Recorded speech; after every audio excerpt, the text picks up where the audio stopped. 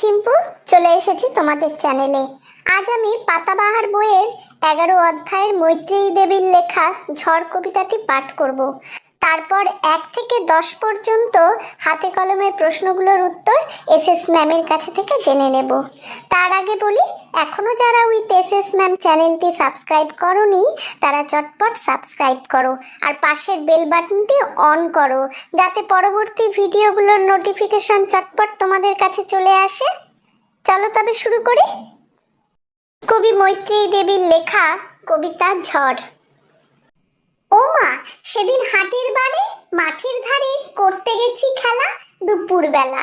এমন সময় এলোমেলো কোথা থেকে বাতাস এলো, হঠাৎ থেকে থেকে অন্ধকারে সমস্ত দিক কেমনে দিল ঢেকে। বললে ওরা ছুটে পালাই ঘর, ওই এসেছে ঝড়। আমার যেন লাগলো ভারী ভালো, চেয়ে দেখি আকাশখানা একেবারে কালো। কালো হলো বকুল তলা, কালো চাপার বন, কালো জলে দিয়ে পারি আসলো মাঝি তাড়াতাড়ি। কেমন জানি করলো আমার মন। ঝড়কারে মা কয়, আমার মনে হয় কাদের যেন ছেলে কালির দোয়াত কেমন করে হঠাৎ দিল ফেলে। যেমন করে কালি আমি তোমার মেঝের উপর ঢালি। হাসলো কোমল ঠোঁটটি মেলে, ভীষণ কেমন আগুন জেলে আকাশ বারে বারে। আবার বুঝি ঘুরে ঘুরে পালিয়ে গেল অনেক দূরে 7 সাগরের পারে।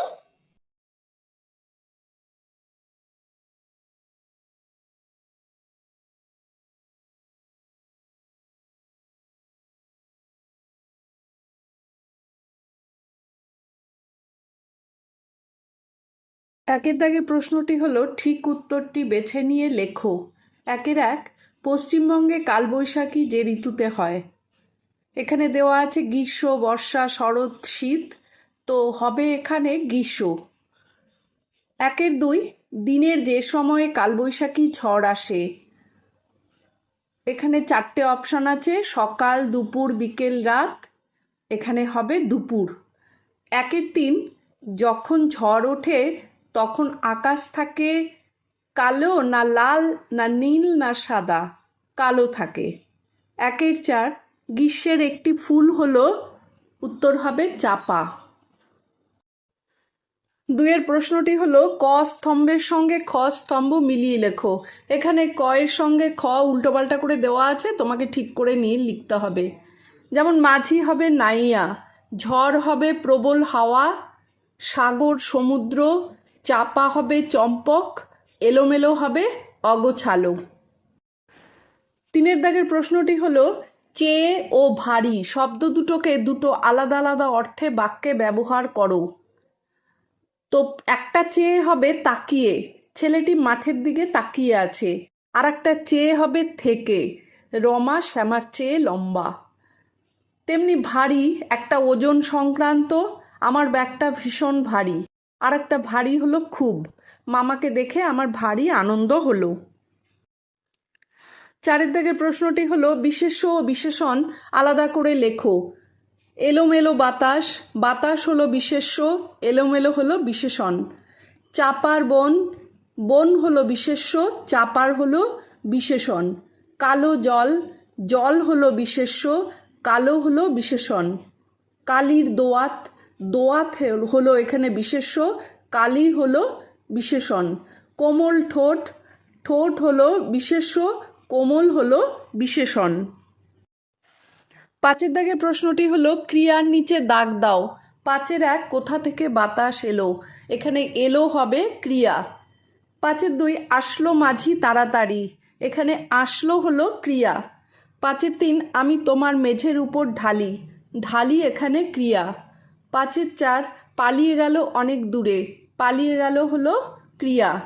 5 চেয়ে দেখি আকাশখানা এক্কেবারে কালো, এখানে চেয়ে দেখি হবে ক্রিয়া। 6 দাগের প্রশ্নটি হলো কোনটি বেমানান তার নিচে দাগ দাও। 6 হাটবার, মাঠের ধার, দুপুরবেলা, ঝড়, কালি। এখানে হবে কালি তোমার বেমানান। 6 কালো আকাশ, 6-2 কালো আকাশ, বকুলতলা, চাপার বন, কালো জল, হাটবার। এখানে হাটবার হবে বেমানান। 6-3 ছেলে, কালির দোয়াত, মেঝে, ফেলে দেওয়া কালি, মাঠের ধার। মাঠের ধারটা হবে এখানে বেমানান। 6-4 আকাশ, বিদ্যুৎ, ঝড়, সাত সমুদ্র, কালির দোয়াত। কালির দোয়াত হলো বেমানান। 6-5 বাতাস, মাঝি, ঝড়, জল, ঘর। ঘর হলো এখানে বেমানান। 7 দাগে প্রশ্নটি হলো অন্ধকার শব্দটির মধ্যে দন্ত্য নয় ধয়ের প্রয়োগ আছে, এমন 5টি শব্দ তৈরি করো। উত্তর লিখতে পারো বন্ধ, গন্ধ, অন্ধ, সন্ধান, সম্বন্ধ। আরও হতে পারে, তোমাদের যদি সেগুলো জানা থাকে লিখতে পারো। 8 দাগের প্রশ্নটি হলো এলোমেলো বর্ণগুলোকে সাজিয়ে শব্দ তৈরি করো। তো প্রথমটাই হবে এলোমেলো, তারপরেরটা হবে আকাশখানা, তারপরেরটা তাড়াতাড়ি, এরপরেরটা এক্কেবারে, তারপরে বকুলতলা। 9 দাগে প্রশ্নটি হলো শূন্যস্থান পূরণ করো। 9-1 আকাশখানা এক্কেবারে কালো, এখানে এক্কেবারে বসবে। 9-2 আসলো মাঝি, আর এখানে হবে তাড়াতাড়ি। 9-3 আমার যেন লাগলো হবে এখানে ভারী ভালো। 9-4 হাসলো ঠোঁট মেলে, মাঝে হবে কোমল। 9-5 কালির দোয়াত কেমন করে, ফাঁকা জায়গায় লিখবে হঠাৎ দিল ফেলে।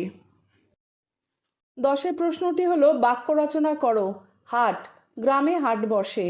ভালো, আমার গল্পের বই পড়তে ভালো লাগে। সময়, গাড়ি আসার সময় হলো।